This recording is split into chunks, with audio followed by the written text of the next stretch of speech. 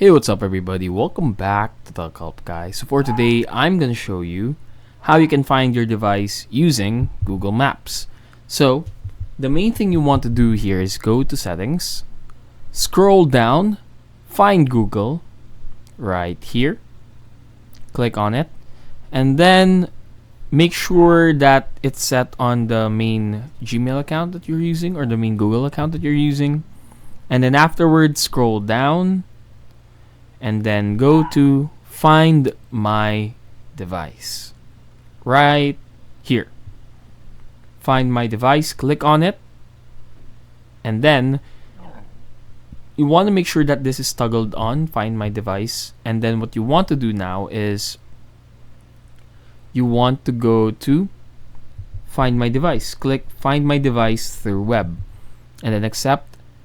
And then automatically it finds your device. So this is the device that I'm currently using. It's an S20 FE. And as you can see, it located it already. And that's it. Hopefully we were able to help you out on this. If we did, please hit a like and of course subscribe button and follow us for more videos only here on Help Guy.